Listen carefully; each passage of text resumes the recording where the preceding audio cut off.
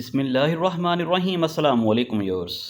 نبی صلی اللہ علیہ وآلہ وسلم کا خانوادہ اپنے جد اعلیٰ ہاشم بن عبد مناف کی نسبت سے خانوادہ ہاشمی کے نام سے معروف ہے، اس لیے مناسب معلوم ہوتا ہے کہ ہاشم اور ان کے بعد کے بعض افراد کے مختصر حالات پیش کر دیے جائیں۔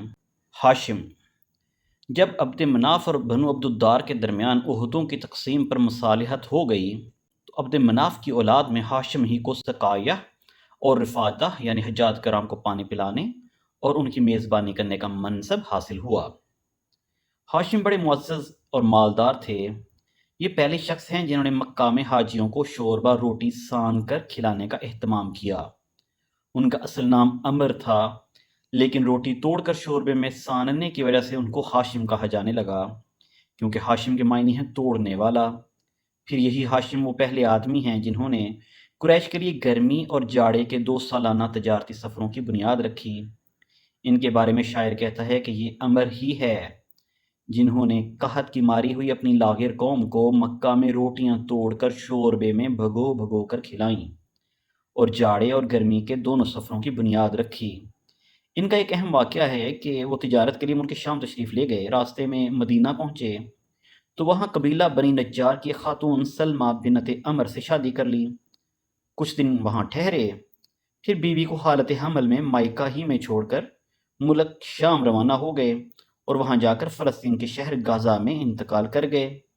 ادھر سلمہ کے بطن سے بچہ پیدا ہوا۔ یہ 497 کی بات ہے۔ چونکہ بچے کے سر کے بالوں میں سفیدی تھی، اس لیے سلمہ نے اس کا نام شیبہ رکھا اور یثرب میں اپنے مائکے ہی کے اندر اس کی پرورش کی۔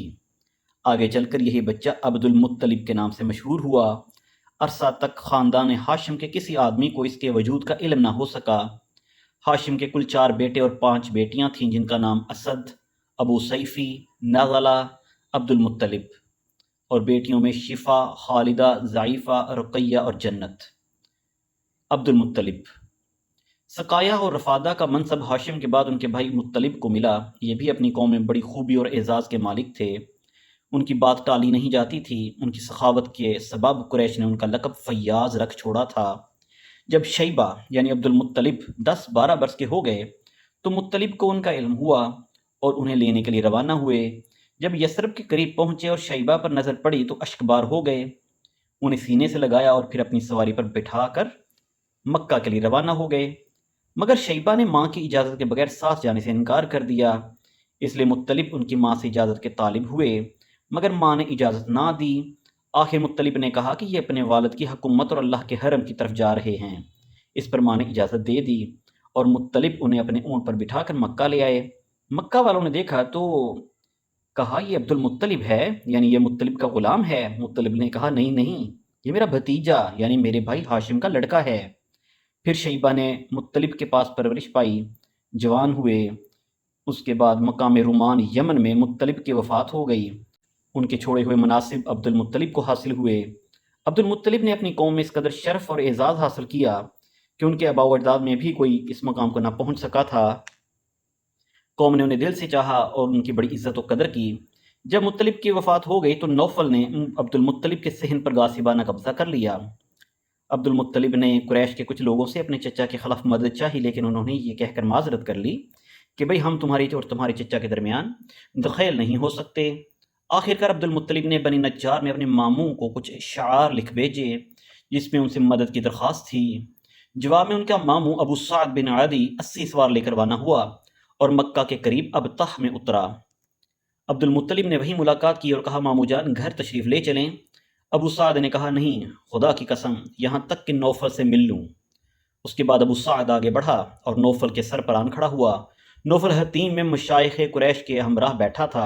ابو سعد نے تلوار بے نیام کرتے ہوئے کہا اس گھر کے رب کی قسم، اگر تم نے میرے بھانجے کی زمین واپس نہ کی تو یہ تلوار تمہارے اندر پیوست کر دوں گا۔ یہ نوفل نے کہا اچھا لو، میں نے واپس کر دی۔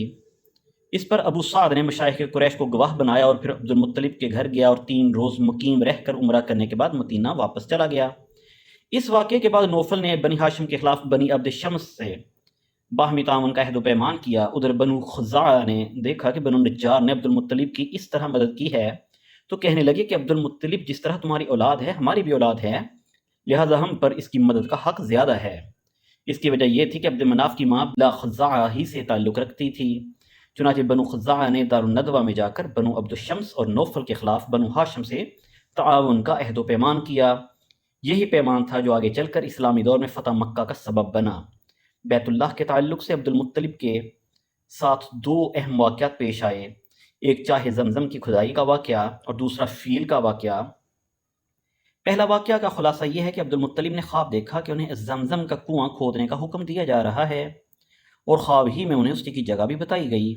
انہوں نے بیدار ہونے کے بعد کھدائی شروع کی، اور رفتہ رفتہ وہ چیزیں برآمد ہوئیں جو بنو جرہم نے مکہ چھوڑتے وقت چاہ زمزم میں دفن کی تھیں، یعنی تلواریں، زرہیں اور سونے کے 2 ہرن۔ عبد المطلب نے تلواروں سے کعبے کا دروازہ ڈھالا، سونے کے دونوں ہرن بھی دروازے ہی میں فٹ کیے اور حاجیوں کو زمزم پلانے کا بندوبست کیا۔